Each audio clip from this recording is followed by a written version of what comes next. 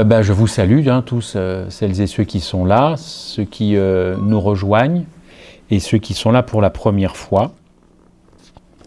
Oui, nous allons parler encore une fois du plan de la rédemption. C'est la trame de nos rencontres jusqu'à samedi soir.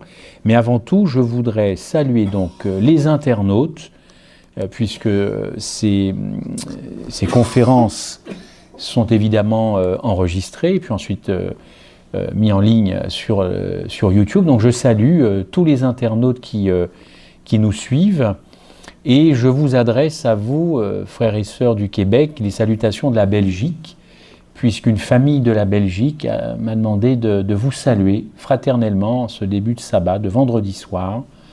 Donc je le fais et je pense que vous les saluez.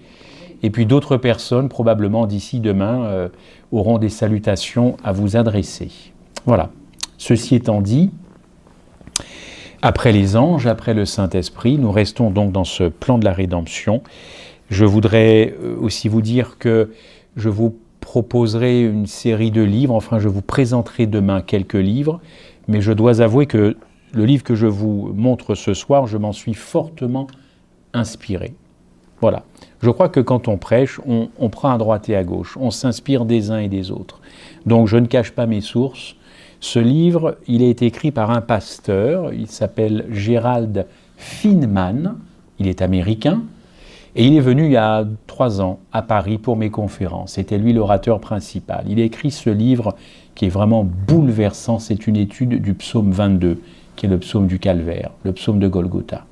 Quand vous lisez ça, là je vous assure que ça vous travaille, comme on dit. Ça vous travaille et c'est vraiment un livre merveilleux. Alors il est en français évidemment, il a été traduit en français. Je le lis, je le relis. Et j'essaierai de restituer une partie de ce livre ce soir dans le thème qui m'est cher, celui de la croix. Vous avez de quoi noter, vous avez vos Bibles. Ne les laissez pas fermés. Certains textes seront projetés, je le dis pour ceux qui nous voient pour la première fois, qui nous rencontrent, d'autres ne le seront pas, justement pour vous permettre de regarder dans la parole de Dieu, ce qui est une très bonne habitude. Le psaume 22, comme je viens de vous le dire, il est connu comme le psaume de Golgotha. Et il commence par ce cri, psaume 22, « Mon Dieu, pourquoi m'as-tu abandonné ?» Bon, c'est une phrase que vous connaissez si vous êtes étudiant de la Bible, et si vous ne l'êtes pas, vous savez quand même ce que représente Golgotha. C'est une petite colline du côté de Jérusalem, qui veut dire le crâne. Golgotha veut dire le crâne. Mon Dieu, pourquoi m'as-tu abandonné ? Pourquoi m'as-tu abandonné ? C'est à la fois une question, mais c'est également un cri d'agonie. Et c'est un cri d'agonie extrême alors que Jésus est écrasé jusqu'à la mort par le poids de la torture du péché, torture de la culpabilité. Le christianisme a souvent mis l'accent sur les tortures physiques du Sauveur Jésus-Christ. Oui, on ne peut pas les nier. Mais nous allons voir dans quelques minutes qu'au-delà de la souffrance physique, c'était surtout une souffrance morale. Alors Jésus avait prophétisé sa propre mort, bien entendu, Matthieu notamment, en Matthieu, et il savait ce qui allait lui arriver. Golgotha n'est pas un accident de parcours. Golgotha était tracé prophétiquement sur le chemin de Jésus-Christ. Et pourtant, sachant tout cela, ce cri devrait nous interpeller. « Mon Dieu, pourquoi m'abandonnes-tu » J'ai pour habitude de donner cette petite anecdote. Si vous avez des enfants, ils grandissent, ils font des études, et puis plus grands, ils envisagent des études supérieures, et ils vous disent, tu sais, papa, maman, un jour, si par exemple ce sont des enfants du Québec, papa, maman, un jour je veux aller à Paris, je veux aller à Amsterdam, je veux aller à Madrid, poursuivre mes études. Alors vous grandissez, dans l'idée qu'effectivement, un jour, vos enfants, eh bien, ils vont vous quitter pour des études supérieures, pour aller ailleurs, je ne sais où. Donc, vous vous faites à cette idée, n'est-ce pas? Très bien. Mais quand le jour arrive, vous vous retrouvez à l'aéroport Jean Lesage, n'est-ce pas? Et que là, ils sont prêts à embarquer. Vous n'allez pas me dire que vous ne ressentez aucune émotion, surtout si c'est pour une séparation qui va durer, que vous ne ressentez aucune émotion sous prétexte que vous vous êtes fait à l'idée que de toutes les façons, vous alliez vous retrouver dans cet aéroport pour qu'ils partent. Non, non, même si vous avez grandi avec cette histoire, enfin cette information, vous allez être touché par ce départ. Donc ce n'est pas parce que le Christ, tout cela était prophétique, qu'une fois à la croix, bon, c'était juste un épisode malheureux, certes, mais que de toutes les façons, comme ça c'était prophétisé, on va passer à autre chose. Eh bien non, eh bien non. Et les psaumes sont là pour nous rappeler effectivement qu'il n'en est pas le cas. Un chrétien au XVIIe siècle a fait remarquer que Jésus a employé 2 langues différentes dans la même phrase, n'est-ce pas? Il va parler en hébreu, en araméen, hein, sa langue natale, mais aussi en syrien, qui est un dérivé. Alors je ne suis pas un spécialiste des langues sémitiques, mais c'est un dérivé. Moi je retiens qu'il parle en hébreu en disant « Eloi, Eloi, lama », pardonnez-moi mon accent, ça c'est de l'hébreu, et « sabachthani », ça c'est un mot dérivé de l'araméen. C'est curieux, pourquoi employer 2 langues dans une même phrase de la part de Jésus? Pourquoi? Écoutez, il y a différentes langues et différents dialectes. Et moi, je suis né à la Guadeloupe, et à la Guadeloupe, on parle le créole. Le français est la langue officielle, mais j'ai grandi avec cette seconde langue, qui est une très belle langue, qui est le créole. Et là-bas, peut-être ailleurs, peut-être ici, vous pouvez très bien parler votre langue, et puis quand la pression monte, quand vous êtes un peu énervé, eh bien, vous parlez dans cette langue, notamment pour les Antillais, le créole. Ils me comprennent quand je dis ça, n'est-ce pas? Et effectivement, on peut commencer une phrase en français et la finir en créole parce que vous êtes agacé, il y a une émotion, des choses comme ça. Si ce n'est pas votre cas, bon. Mais croyez-moi qu'effectivement, on retrouve sa langue natale quand on ne la parle pas couramment suite à certaines choses. Mais c'est ce qui arrive à Jésus-Christ. Pourquoi m'as-tu abandonné? Mon Dieu, pourquoi m'as-tu abandonné? Ce cri, vous le retrouvez en Matthieu 27.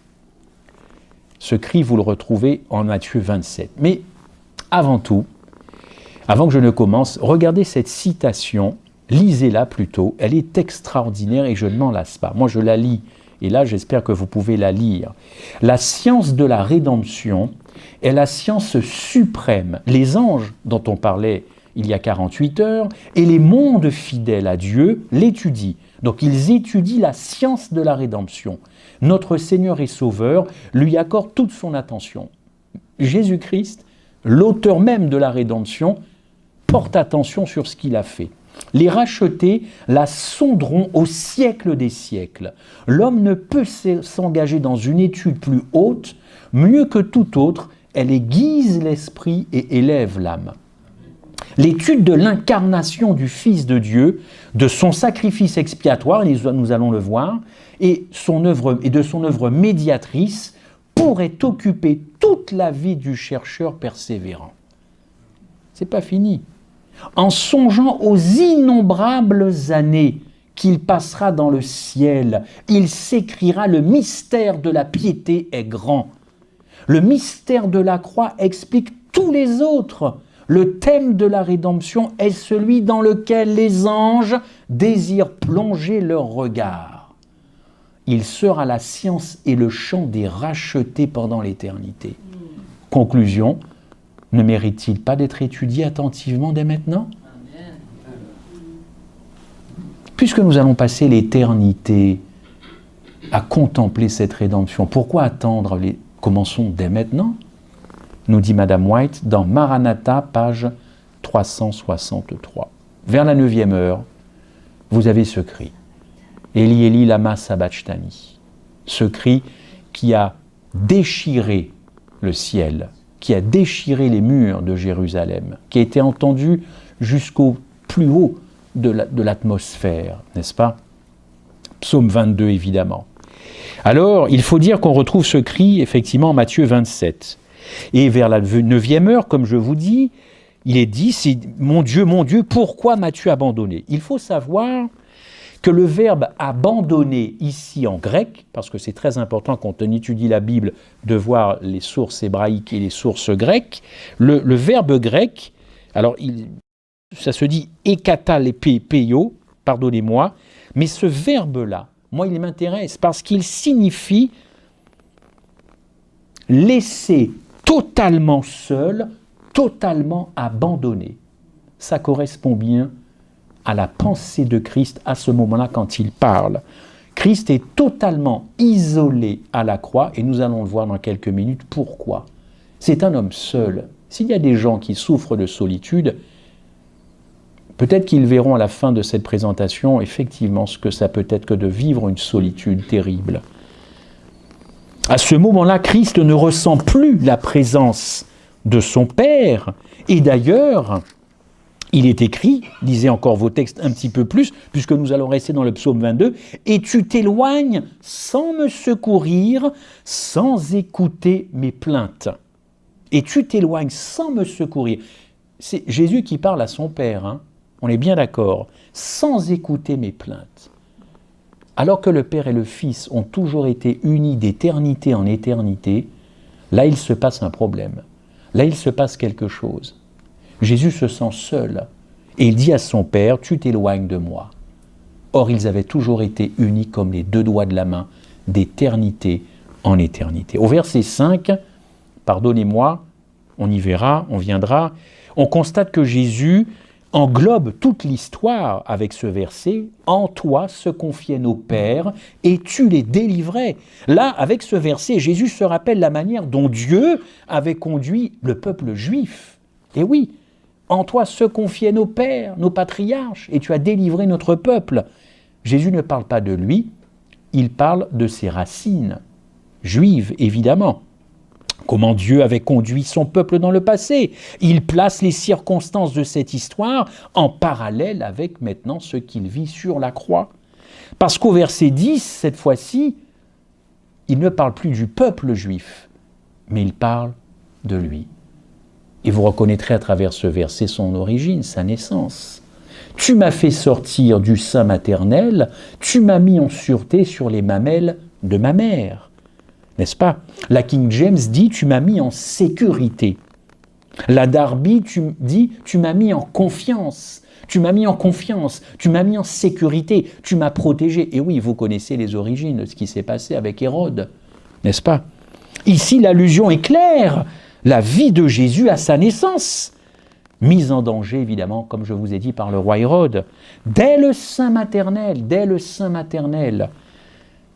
tu m'as mis sous ta garde. Le Christ se sent seul.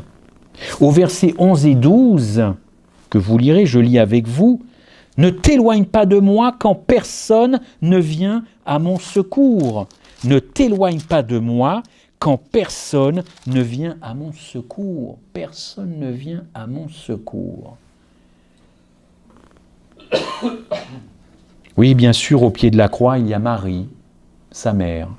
Bien sûr qu'il y a Jean, le disciple bien-aimé, n'est-ce pas? Et puis les deux autres Maries, je crois, en Jean 19, verset 25. Mais il n'y a plus grand monde, hein. Il n'y a plus grand monde. Christ ressent une profonde solitude, mais les démons, eux, ils sont là, les démons. Et je ne suis pas dans l'interprétation, je ne suis pas allé chercher tout cela bien loin, puisqu'ils l'ont poussé le Christ à descendre de la croix. Ils sont d'ailleurs décrits par l'image de bêtes furieuses. Lisons ce texte, dans l'heure la plus sombre, quand Christ traversait les plus grandes souffrances que Satan pouvait infliger à son humanité, son Père détourna de lui son regard d'amour, de réconfort et de pitié. Durant cette épreuve, son cœur se brisa. Le cœur de Jésus-Christ se brisa. Là, j'anticipe un petit peu parce que j'étais parti sur les démons. Moi, il y a quelque chose qui m'a gêné dans cette citation d'Ellen White. C'est que le regard d'amour du Père se détourne du Fils. C'est difficile un petit peu à encaisser cette histoire. Hein. Dieu est amour. Mais si Dieu est amour, pourquoi son regard s'échappe de Jésus-Christ? Il y a une vérité là, chers amis. Elle nous concerne. Si ce regard se détourne du Fils, c'est à cause de vous et à cause de moi. Nous avons provoqué un divorce. Nous sommes l'auteur d'un divorce entre le Père et le Fils et le Saint-Esprit.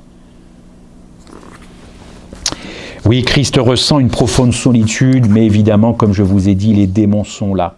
Car il est dit que les taureaux de Basan, alors nous verrons ça tout à l'heure, restons sur cette citation, les taureaux de Basan m'environnent, ils ouvrent contre moi leur gueule. Les taureaux de Basan, ce sont les légions de démons qui étaient présents au pied de la croix et qui ont tout fait pour lui dire « Mais descends, parce que cette race humaine, elle n'en vaut pas le coup. Regarde, où sont-ils tes supporters?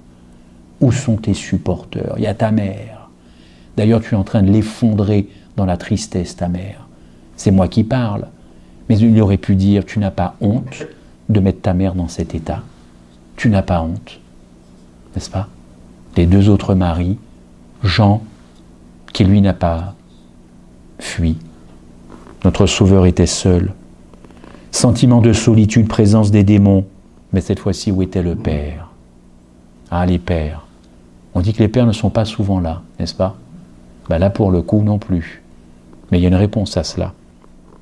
Dans l'heure la plus sombre, relisons, Christ traversait les plus grandes souffrances que Satan pouvait infliger à son humanité. Son Père détourna de lui son regard d'amour. Oh, chers amis, ce n'est pas facile de dire ces choses-là, mais il faut pouvoir affronter la réalité. En effet, le Père était à côté de son Fils, mais à cause de l'alliance qu'ils ont fait d'éternité en éternité, le Père devait cacher sa présence durant les souffrances de Jésus-Christ. Il ne devait pas tendre la main à Jésus, car le salut de la race humaine dépendait de lui à ce moment-là. Il devait exercer une divine et infinie retenue pour maîtriser son infini et divin désir de secourir son propre Fils. Son Fils, effrayé et souffrant, avec qui il a partagé l'éternité passée. Jésus ne devait avoir aucune conscience de la présence de son Père, ni du lien éternel d'amour qui les unissait éternellement, parce que Jésus mourait de la mort des pécheurs sans aide ni espoir. Il y a une raison à cette absence. Il y a une raison. Et c'est vrai que nous parlons souvent du Christ, mais le Père. Vous croyez que c'est facile pour un Père aimant, quand on est Dieu, de voir ça? Nous ne sommes pas assez conscients de cela. L'amour divin du Père, pour vous et moi, l'a empêché de prendre Jésus-Christ dans ses bras. Tout ça pour vous et pour moi. Tout ça pour vous et pour moi. Nous avons empêché un Père de prendre son Fils dans les bras. À l'heure où Jésus-Christ en avait le plus besoin. Dieu ne pouvait ni ne voulait, car s'il eût agi ainsi, nous aurions été tous perdus. Oh, quelle douleur infinie le cœur du Père eut à endurer en regardant son Fils, innocent, car non pécheur lui-même, et laissé seul et abandonné. La façon dont le Père a retenu son étreinte divine sera l'étude des rachetés durant les âges, sans fin de l'éternité. Madame White a déclaré cette citation, « Il était inévitable que les ténèbres effroyables se rassemblent autour de son âme en raison du retrait de l'amour. » Madame White va encore plus loin. Le retrait de l'amour et de la faveur du Père. Car il se tenait à la place du pécheur, et ces ténèbres, chaque pécheur doit les expérimenter. Le cœur de Dieu éprouva les plus grandes souffrances quand son Fils, l'innocent, lui-même, subissait le châtiment du péché, qui a fait de lui un coupable. Je le rajoute et nous allons le voir. Cette fracture des puissances divines n'arrivera jamais plus dans les âges éternels. Heureusement, heureusement, heureusement. La mort du Christ n'a pas été causée par la lance du soldat romain, puisqu'il était déjà mort. Lisez le texte. Il est prouvé médicalement que le mélange d'eau et de sang dans le cœur de Jésus, c'est symptomatique d'une mort par détresse morale, psycho-émotionnelle, quand l'eau se mélange au sang. C'est bien le péché qui a tué Jésus-Christ. C'est bien le péché. Tous mes os se séparent, n'est-ce pas? Tous mes os se séparent. Mon cœur est comme de la cire. Il se fond dans mes entrailles et ma langue s'attache à mon palais. Il y a bien une autodestruction du corps, même des organes de Jésus-Christ à la croix. Sa langue se colle à son palais. Son cœur est en train de brûler à l'intérieur. Mais qu'est-ce qui fait brûler tout cela? Le péché. Parce que le péché, ça brûle et le péché, ça détruit l'homme de l'intérieur. Tous mes os se séparent. Les os du Christ étaient en train de se disloquer, car souvent les crucifiés mouraient par asphyxie, parce qu'ils essayaient de respirer alors que tout leur corps tombait. Donc les os finissaient par s'écarter. Autrement dit, sa langue se gonflait et se collait à son palais, la montée de sa température, l'inflammation de ses blessures, aux pieds et aux mains, sans oublier sa tête, déchiquetée par cette couronne d'épines devant Pilate, son angoisse morale. Tout cela est décrit au verset 15 et au verset 16 de Psaume 22. Notre Sauveur était exposé nu comme tout autre crucifié sur la croix, et son corps, je vous le dis, se démembrait. Ça, c'est la réalité de Golgotha. Là, on est dans le dur, parce que quand on dit qu'il a porté mes péchés, mais une fois qu'on a dit ça, chers amis, mais on n'a rien dit, il faut que le chrétien aille dans le dur pour prendre vraiment conscience de ce que c'est que le péché. Trop facile de dire « il a porté mes péchés à la croix » et puis hop, on passe à autre chose. Tout est accompli. Ce sont les derniers mots du Christ, n'est-ce pas? Tout est accompli, vous retrouverez tout est accompli. En Jean 19, verset 30, vous avez la référence à l'écran. C'est le verbe accomplir téléo.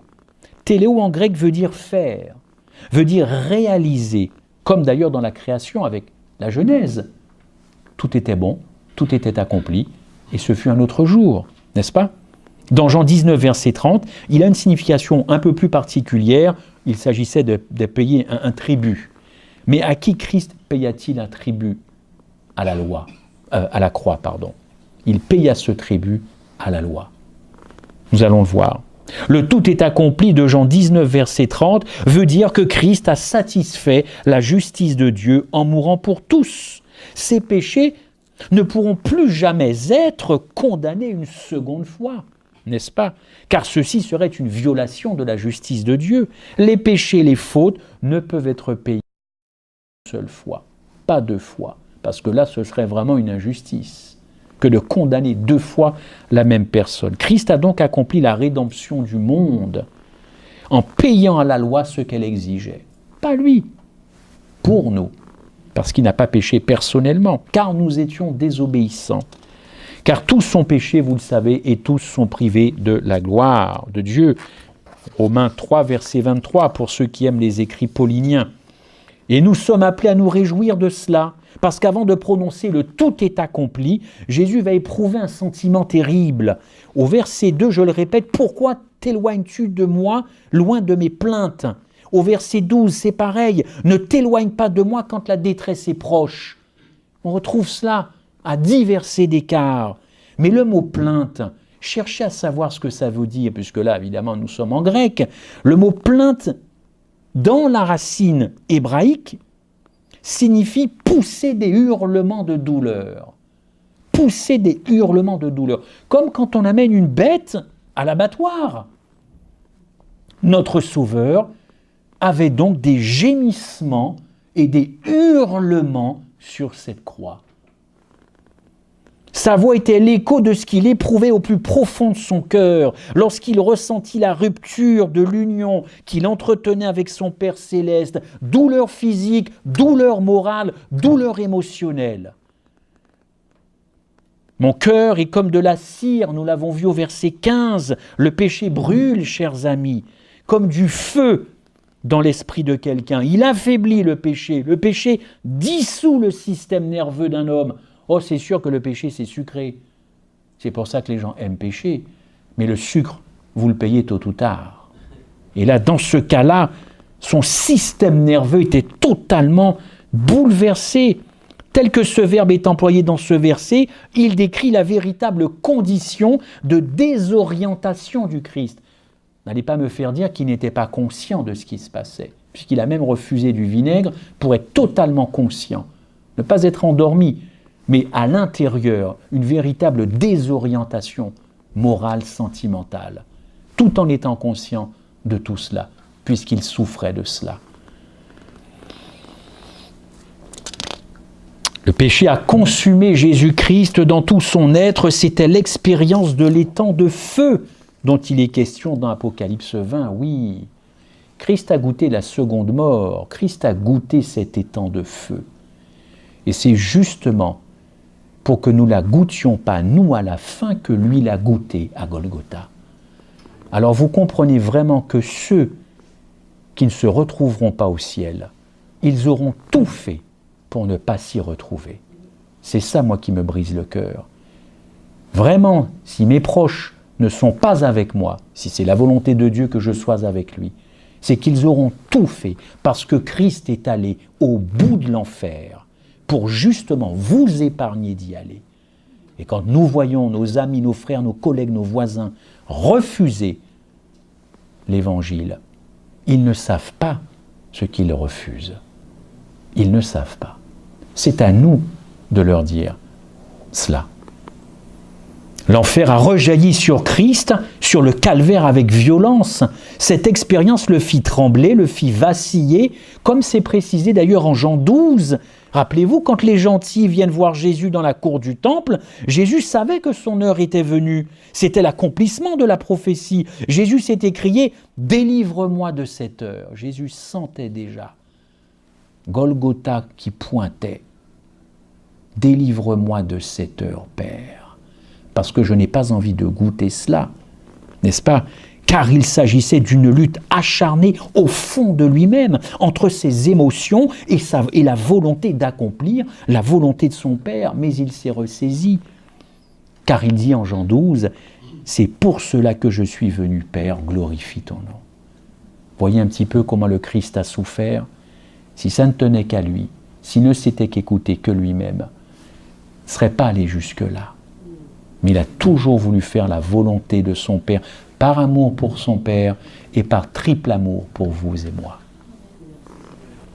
La croix est bien, dans ce sens, la glorification de Jésus-Christ. Ce que nous observons dans ce psaume, c'est l'abattement de l'Esprit de Jésus.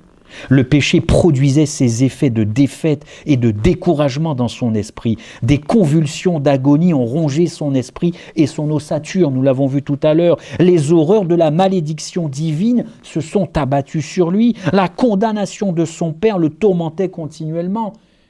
Pas une condamnation personnelle pour ce qu'il avait fait, il n'avait pas péché, mais condamnation à cause de nous. Tout cela était horrible, mais tout cela était indispensable au salut, à votre salut. Et je dis bien malédiction car c'est le cas. Il a volontairement pris sur lui notre malédiction et subi à notre place le châtiment du péché. 2 Corinthiens 5, 21 et Galates 3, 13. Nous avons vu cela. Avançons, pardonnez-moi. Voilà, prenez des références, lisez ces versets. Paul fait référence à Deutéronome 21, 23, parce que c'est Paul qui écrit. Alors il fait référence. Et que dit Deutéronome 21, 23 ? Son cadavre ne passera point la nuit sur le bois,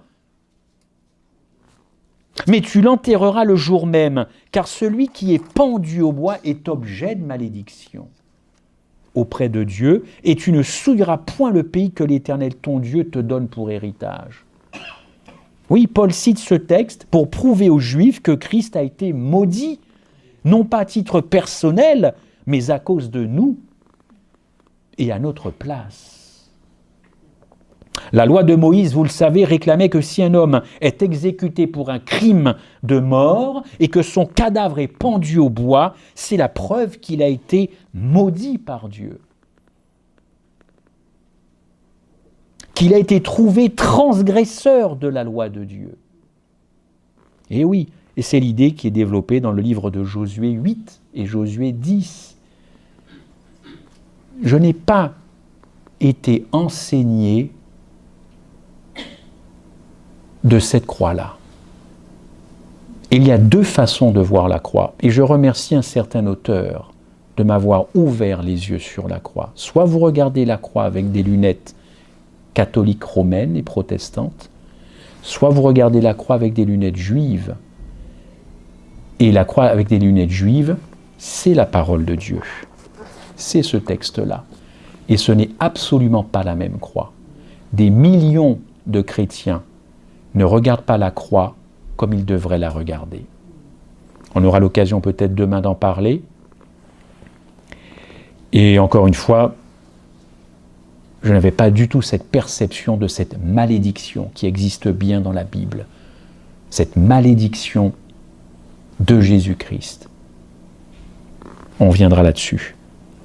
Bien qu'il n'ait pas connu le péché, vous le savez, il a été fait péché pour nous. 2 Corinthiens 5, verset 21, je le lis. « Celui qui n'a point connu le péché, il a fait devenir péché pour nous, afin que nous devenions justice en lui. » Autre texte, celui qui... voilà, c'est celui-là, pardonnez-moi.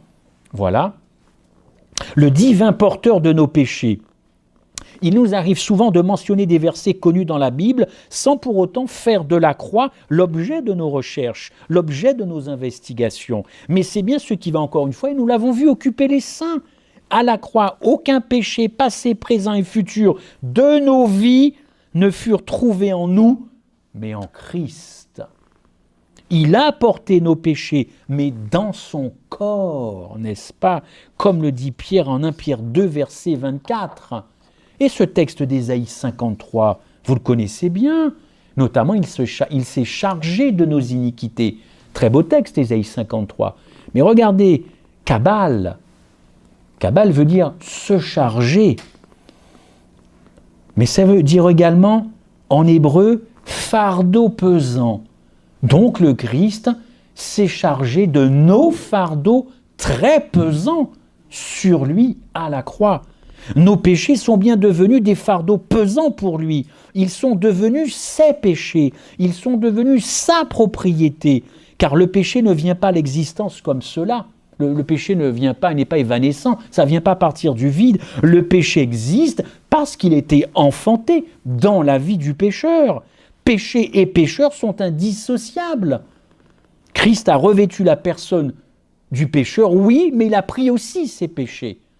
Car ce serait trop facile de dire qu'effectivement, il n'a pris que la personne, il a tout pris. Car dans la Bible, le corps, c'est toute une partie ensemble, évidemment. Christ n'a pas fait semblant de prendre nos péchés dans son corps. Lisez encore le psaume 22. Mais qu'est-ce que ça veut dire que quand Christ prend mes péchés dans son corps, il prend ça? Mais ça veut dire beaucoup de choses. Et on peut aller très très loin. Et il ne faut pas avoir peur d'aller très très loin. Encore une fois, que signifie pour Christ de porter mes péchés? Cette petite phrase que l'on dit très facilement, il a porté tes péchés. Alors oui, il a porté l'adultère, alors dans ce cas-là, parce que l'adultère c'est un péché, oui ou non? Il a porté le vol, il a porté le viol, il a porté la pédophilie, le crime, la haine, la jalousie. C'est ça la réalité. Porter ton péché, c'est ça. Et ça fait de lui tout cela. Christ a ressenti cette culpabilité. Il a ressenti la culpabilité d'un voleur, d'un violeur, d'un assassin, d'un terroriste. Il sait comment fonctionnent ces gens-là, parce qu'il a ressenti leur acte. Il s'est approprié leur acte. Tout ça, ça fait de lui quelqu'un qui n'avait jamais été comme ça.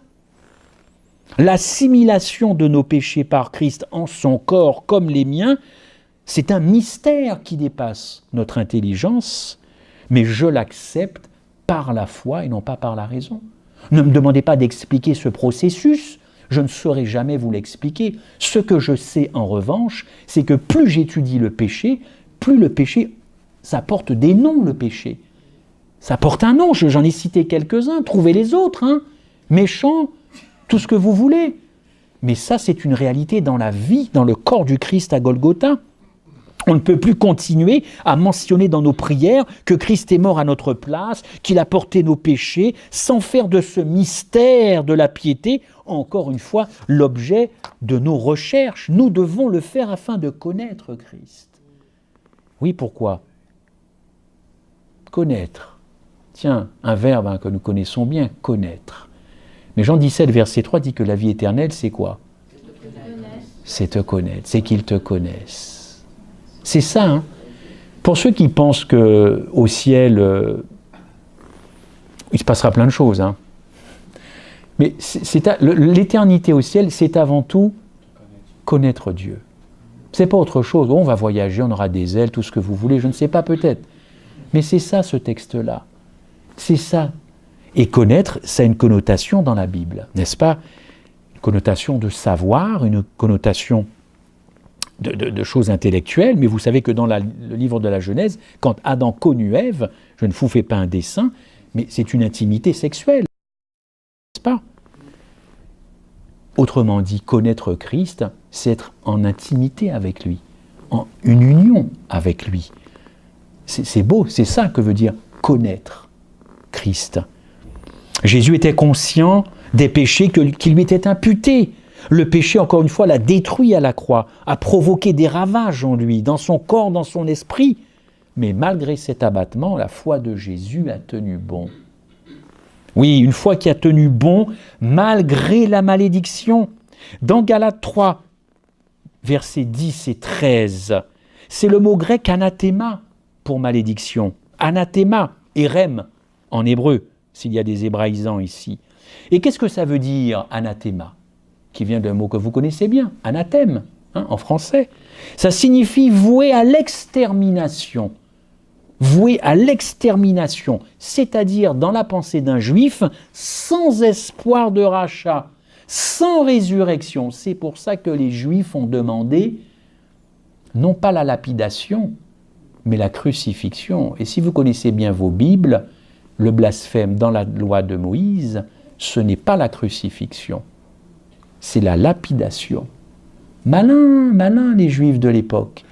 Mais ils savaient très bien qu'en réclamant la crucifixion, ils savaient que cet homme-là aurait la malédiction de Dieu. Et c'est ça qu'ils recherchaient quand ils ont demandé la crucifixion. Ils recherchaient que la malédiction de Dieu se porte sur Jésus-Christ.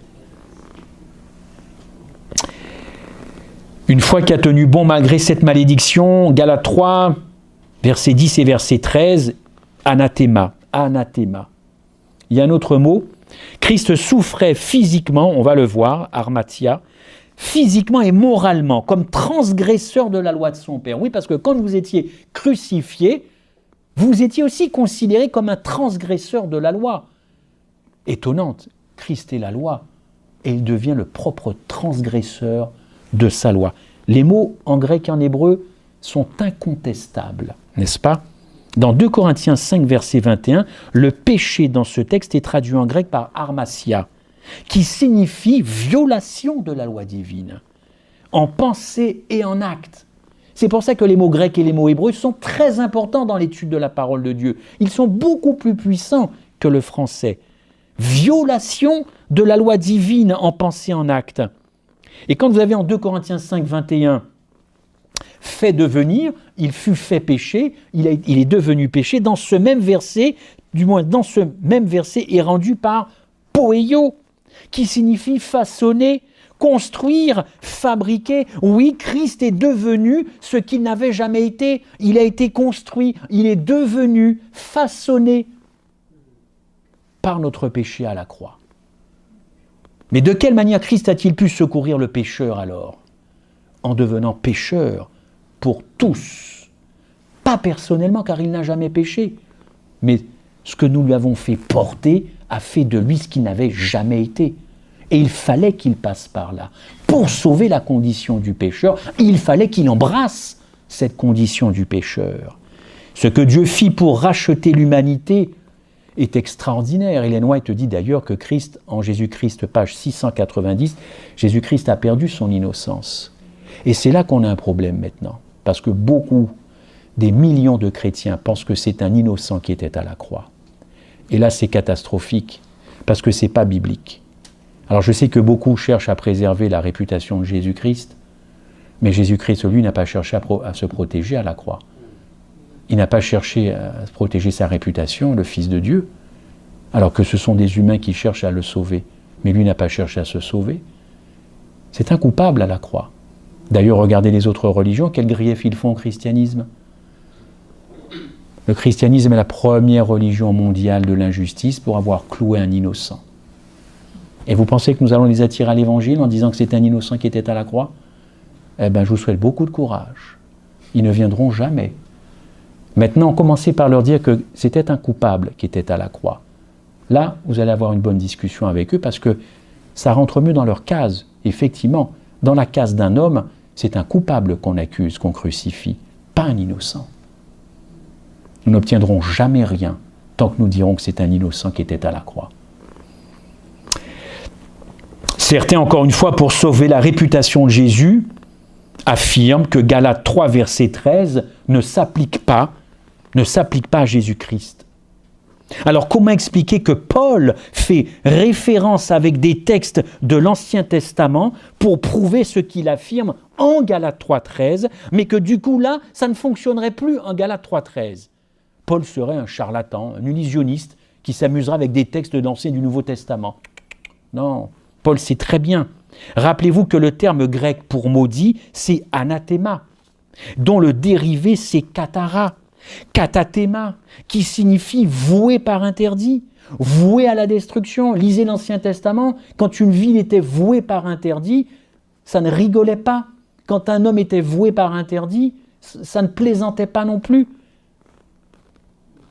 Nous avons vu que l'un des premiers versets de Psaume 22, Jésus s'écrit « Mon Dieu, ça exprime la foi de Jésus-Christ. Mon Dieu. Puis ces sentiments se manifestent. Pourquoi m'as-tu abandonné? Vous voyez? À Gethsémane, c'est mon Père, n'est-ce pas? S'il est possible que cette coupe s'éloigne. Mon Père à Gethsémane. Mais à Golgotha, c'est mon Dieu. Ce n'est pas la même chose. La foi se révèle en premier. Alors, quelle foi qui sauve, chers amis? Oui, c'est celle de Jésus-Christ. C'est la foi qui non seulement, j'avance un petit peu dans mes slides, c'est la foi de Jésus, c'est la foi qui se fait non seulement confiance, mais qui va également à l'encontre de mes sentiments. Dans les derniers jours de l'histoire de notre terre, le peuple de Dieu recevra la plénitude de la foi de Jésus-Christ. J'attends ce moment, j'espère que je serai vivant. Parce qu'avoir la foi de Jésus-Christ, ce n'est pas une petite affaire. Il faut glorifier Dieu pour cela. Car vous le voyez, vous connaissez très bien ce texte, c'est ici la persévérance des saints qui gardent les commandements de Dieu et la foi de Jésus-Christ. Cette foi est transmise par le message du Christ crucifié et sa justice sur le calvaire. Christ est allé jusqu'au bout de ce qu'il pouvait supporter, mais sa foi a tenu bon. Une foi dans l'amour, chers amis. Et nous devons être ancrés dans cet amour de Jésus-Christ. C'est ça qui va briser nos comportements. C'est ça qui va nous rendre amoureux de Jésus-Christ, retomber amoureux. J'ai une petite histoire à vous raconter. On raconte cette histoire qui est vraie d'un couple qui s'aimait.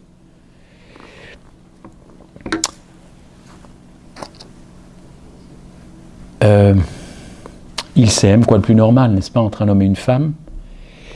Et ils sont voués effectivement à se marier. Ils sont beaux, ils sont jeunes.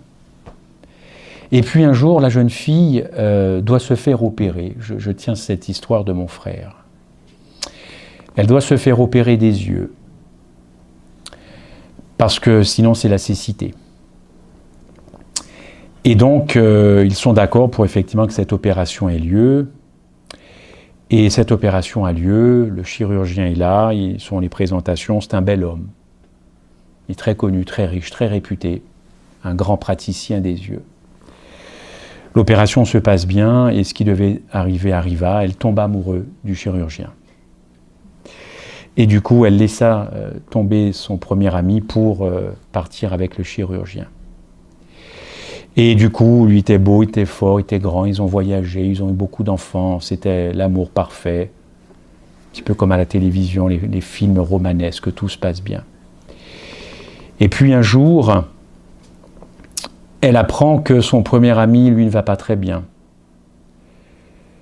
Alors elle se rappelle au bon souvenir de cela, elle lui écrit et puis ils reprennent contact. Et puis le premier ami dit, je suis content que tu aies repris contact avec moi, ça me fait plaisir. Comment vas-tu? Tu sais, j'ai beaucoup prié, j'ai beaucoup pensé à vous. Je suis content que vous vous aimiez. Vous avez des enfants maintenant. Et j'ai beaucoup prié, je suis très heureux de ce qui t'est arrivé dans ta vie avec ce chirurgien. Et lui dit, mais comment vont tes yeux? Très bien. Tu sais que l'opération s'est bien passée. Maintenant, depuis des années, j'ai recouvré la vue sans problème, plus de soucis. Et le premier ami lui dit, tu sais, prends bien soin de tes yeux. Prends bien soin de tes yeux. Parce que ce sont les miens. Voilà. Vous comprenez l'amour de ce monsieur pour cette fille. Et malgré le fait qu'il ait laissé tomber, il a continué à avoir des sentiments et aller jusqu'à donner ses propres yeux pour qu'elle puisse, elle, voir. Ce que Christ a fait à Golgotha, ce n'est pas que d'avoir donné ses propres yeux, il a donné sa vie. Et ça devrait quand même nous remuer, nous faire changer d'attitude. Il n'y a pas d'innocent à la croix. Il n'y a pas d'innocent parce que Dieu ne condamne pas des innocents. Ce n'est pas l'évangile de Jésus-Christ que de condamner des innocents. Exode 23, verset 7, vous connaissez ce texte. Tu ne prononceras point de sentence inique, et tu ne feras point mourir l'innocent et le juste, car je n'absoudrai pas le coupable. Est-ce clair? Est-ce clair? Il y a d'autres versets. Proverbe 17, verset 15. Celui qui absout le coupable et celui qui condamne le juste sont tous les deux en abomination devant l'Éternel. Nous avons une religion juste, tout équilibré. C'est pas fini. L'âme qui pêche, mais c'est celle qui meurt. Le fils ne portera pas l'iniquité de son père et le père ne portera pas l'iniquité de son fils. La justice du juste sera sur lui et la méchanceté du méchant sera sur lui. Nous avons fait de Christ un coupable, le pire coupable que la terre ait porté. 2 Chroniques 25, verset 4. Mais il ne fit pas mourir leur fils, car il agit selon ce qui est écrit dans la loi, dans le livre de Moïse, où l'Éternel donne ce commandement. On ne fera pas mourir les pères pour les enfants, on ne le fera point mourir les enfants pour les pères, mais on fera mourir chacun pour son péché. Ça ne vous suffit pas comme verset? Vous pensez toujours que c'était un innocent qui était à la croix? Quelle injustice cet évangile des chrétiens alors! Changeons de religion, allons vers des religions plus justes. C'est bien un coupable qui est à la croix à cause de nous. Pour tous, se tenant devant son Père comme le substitut pécheur, le substitut maudit à notre place à cause de nous. Aucune loi n'accepte qu'un innocent meure à la place d'un coupable. Dans Galates 4, verset 4, Paul dit que Christ est né sous la loi, né d'une femme. C'est la condition de l'homme, car il devait être rendu semblable à ses frères. Christ s'est identifié pleinement à nous, son baptême. Alors qu'il n'avait jamais péché, pourquoi s'est-il fait baptiser alors? N'est-ce pas? Il devient l'un d'entre nous. Être né sous la loi, ça veut dire être condamné à mort par la loi comme transgresseur. Galates 3, verset 10. Puisqu'il naquit sous la loi pour sauver ceux qui étaient sous la loi, Jésus est donc venu accomplir la loi. Matthieu 5, verset 17. Voici les textes que je vous livre. La loi dit, tu obéis et tu vivras. Christ fut pleinement obéissant. Christ a rempli toutes les exigences de la loi, car il a été reconnu aussi comme un transgresseur de la loi. Et dans Jean 3, verset 14, vous le savez, je reviendrai sur cela. Quel texte! Et comme Moïse éleva le serpent dans le désert, il faut de même que le Fils de l'homme soit élevé. Pourquoi Dieu n'a pas demandé que ce soit un agneau? qui soit élevé dans le désert, c'est un serpent. Et nous savons ce que représente le serpent dans la Bible, l'incarnation du mal. Sur la foi de ce verset, nous pouvons dire que Christ incarnait le mal à la croix, puisqu'il a été élevé sur la croix. Mais chose encore terrible, c'est que lui, personnellement, il n'avait pas péché. De mémoire, un texte dit qu'il n'y avait rien de mal en Christ. Le diable ne trouvera rien de mal en moi. Mais nous, à cause de nous, de vous et moi, il a été l'incarnation du mal à la croix, parce qu'il fallait que le serpent soit élevé dans le désert. Et vous connaissez cette histoire, si vous regardiez le serpent, vous surviviez aux morsures des serpents, justement. C'est pas un agneau qui est élevé dans le désert. Christ est symbolisé par un serpent, le symbole du mal en Éden. Et ce n'est donc pas un agneau qui fut immolé sur la perche dans le désert, mais un serpent. Oh, chers amis, il y a une phrase que Satan n'aime pas entendre. Et nous allons la prononcer ce soir, je vais la prononcer ce soir. Celui-ci est mon fils bien-aimé, en qui j'ai mis toute mon affection. Ça, c'est une phrase que Satan déteste. Il hait cette phrase. Celui-ci est mon fils bien-aimé, en qui j'ai mis toute mon affection. Ça, c'est une phrase qui résonne dans la tête du diable. Cette phrase résonne dans son esprit. Il déteste cette phrase prononcée par le Père. Cette déclaration de Dieu valait pour toute l'humanité, car Jésus-Christ nous a prédestinés dans son amour à être ses enfants d'adoption. Vous connaissez ce texte, Éphésiens 1, verset 5. Le diable a tenté de faire tout chavirer, mais il n'a pas réussi. Golgotha était l'heure du test final, la dernière heure pour le second Adam. Christ allait se retrouver dans les mains du diable, dans les mains de Satan, et il a tout fait pour séparer Jésus de sa foi en son Père. Et croyez-moi, il a fallu qu'il lutte. Et il lui fallait de la foi à Jésus-Christ pour tenir comme il a tenu sur cette croix. Dieu a démontré par son Fils bien-aimé qu'avec toute la faiblesse de la chair et tous les péchés du monde accumulés sur la personne de Jésus-Christ, la grâce du Seigneur est beaucoup plus puissante que toutes les forces du diable réunies. Amen. Je vais conclure sur cela et je vais répéter cela. Dieu a démontré par son Fils bien-aimé Jésus-Christ à Golgotha qu'avec toute la faiblesse de la chair qu'il avait endossée sur lui et tous les péchés du monde accumulés sur lui, la grâce de Dieu est beaucoup plus puissante que toutes les forces du diable réunies. Ça, c'est l'évangile qui doit être prêché à la fin des temps, parce que les gens ont besoin de savoir qu'ils sont sauvés, car l'évangile n'est pas provisionnel, l'évangile n'est pas transactionnel. Le sauveur du monde est bien le sauveur du monde. Et la seule chose qui fera que vous ne vous retrouverez pas auprès de votre sauveur, c'est parce que vous n'aurez pas voulu de cela. Vous aurez résisté à ce don. C'est ça, c'est la seule raison pour laquelle vous serez perdus. Oh, cette belle phrase de Luc 18, verset 8. Je ne sais pas si je l'ai noté. Non. Je vous le dis, j'avance, il leur fera.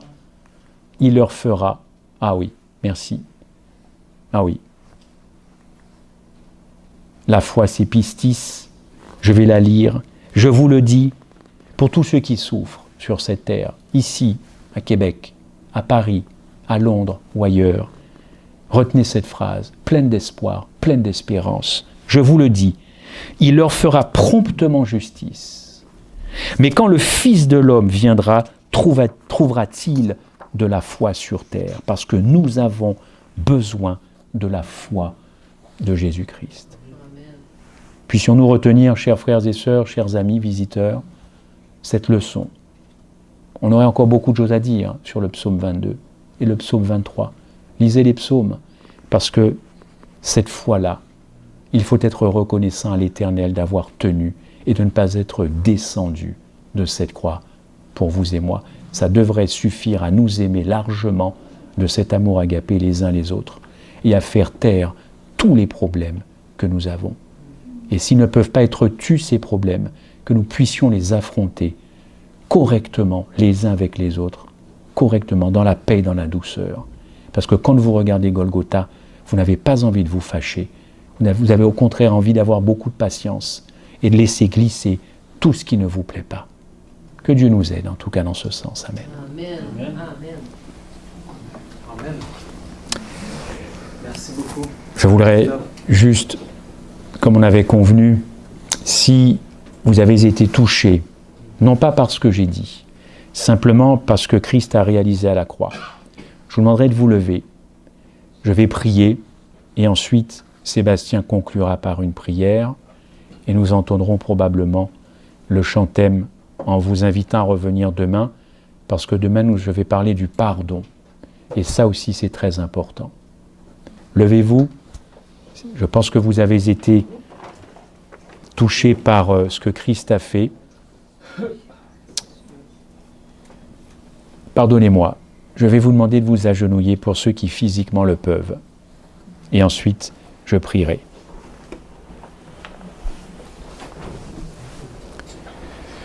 Notre Dieu, notre Père, nous venons ce vendredi soir te dire combien nous souffrons de ne pas saisir dans le cœur et dans notre intellect ce qui s'est passé sur cette croix.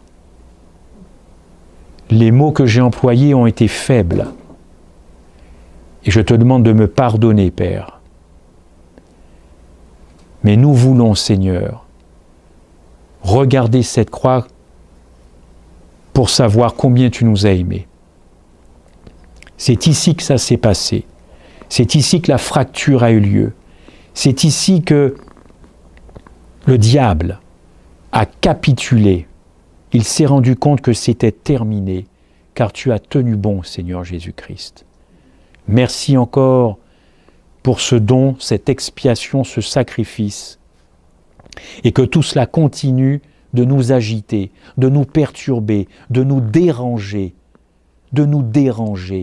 Parce que oui, le péché t'a dérangé, le péché t'a détruit, et on ne peut pas être insensible au péché, on ne peut pas prêcher le péché sans être dérangé par cette chose qui est apparue, Seigneur, et qui est en totale contradiction avec la vie.